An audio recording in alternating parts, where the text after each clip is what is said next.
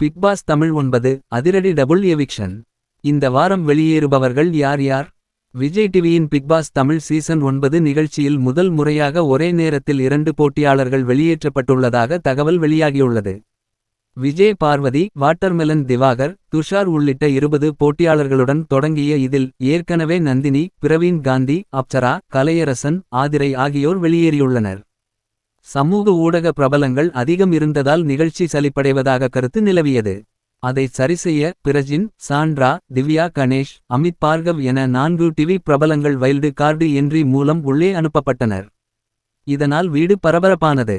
வழக்கம் போல் வார இறுதியில் விஜய் சேதுபதி கலந்து கொள்ளும் வெளியேற்ற சுற்றில் கெமி, ரம்யா, சபரி, பிரவீன், துஷார், எஃப்.ஜே ஆகியோர் நாமினேஷனில் இருந்தனர்.